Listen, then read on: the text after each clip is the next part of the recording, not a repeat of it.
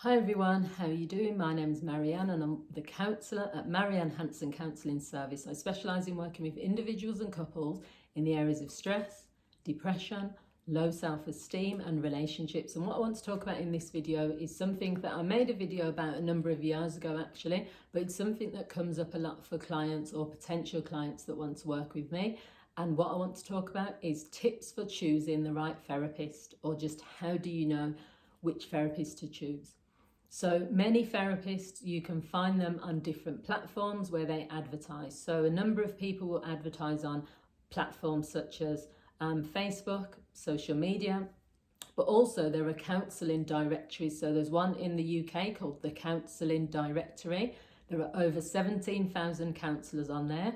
There are lots of other websites where sometimes counsellors will pay a fee each month and they will advertise or market their services on there.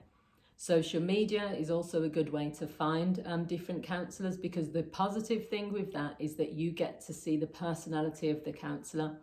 So if I make a video on Facebook or on Instagram or on my TikTok page or my professional pages, people will already, if they've watched a number of my videos, know if I have the right type of approach or if they like me as a person or the right personality that fits with them. So that's one way. You can also go and look at a counsellor's website, because that gives you an idea of the type of areas they specialise in.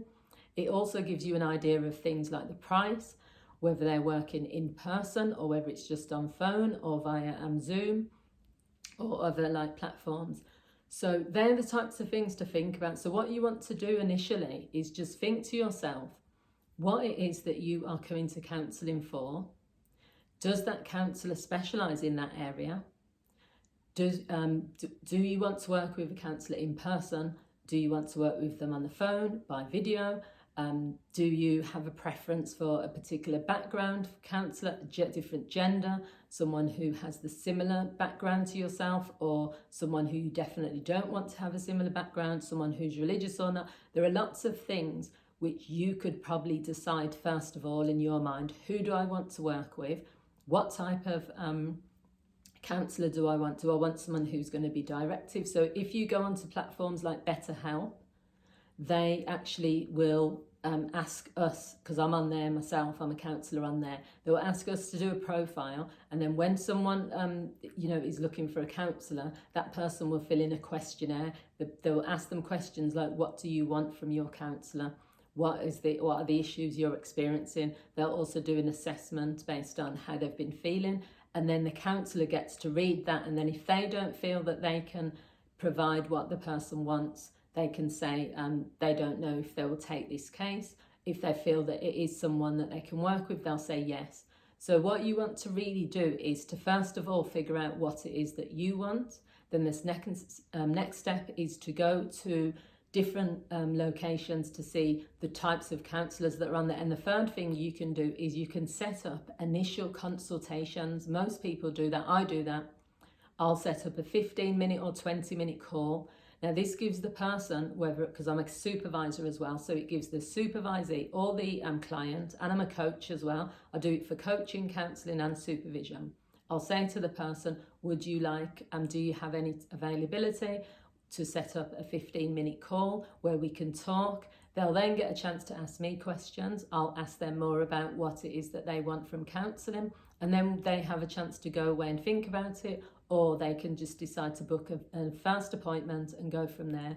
So it can be tricky because you are trying to decide straight away based on someone's profile whether they can help you, whether you're going to work well together. You're trying to make lots of decisions, but go with your gut instincts. I had a counsellor when my dad passed away, and I knew that I wanted someone. He was African, he was Ghanaian, and there was lots of difficulties with family stuff around, transporting him back to Ghana, tradition, rituals, which I didn't know anything about. None of us did because we were born in the UK.